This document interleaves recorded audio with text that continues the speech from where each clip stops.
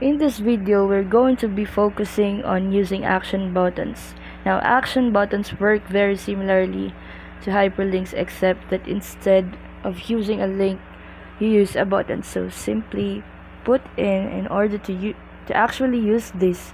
And if we go to the insert tab, and from here, if we just select shapes, and if we scroll right to the bottom, and as you can see, we've got several different action buttons that we can choose from, and they probably look quite familiar to you. So if we was to select the home button, just what we could do from here is we can actually click and drag and create the home button, as you can see here.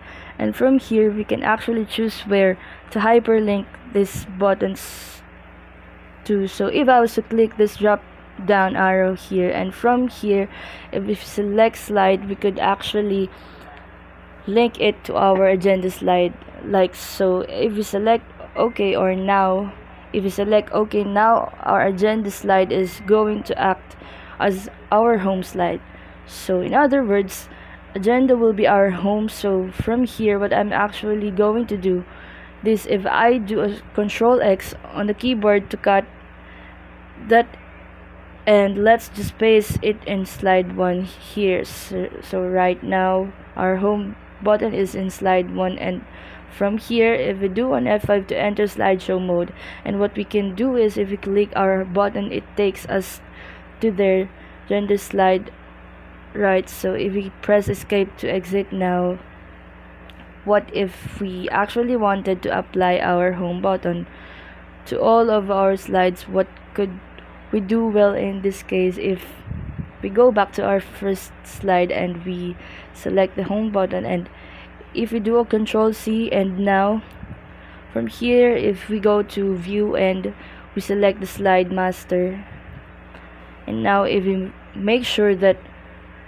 we've got our top slide selected, and if we do Control V, now our home button will be applied to all subsequent slides.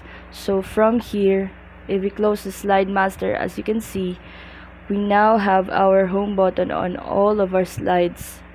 And now if we select slide 2, and if we do a Shift F5, as you can see again, we got our home button, and from here we've also got a hyperlinks for each of the sections of our slides here. So for example, if I was to select history of hyperlinks, as you can see, takes me to that slide. But if I was very far in the presentation and I want to go back to that agenda, I could just click on this home icon like so, and it takes me right back there. So again, just to show you, if I was to click on conclusion and I want to go back to agenda slide, I could just click the home icon and I'm back. So if I press escape now, what I can do from here, I can further edit this button.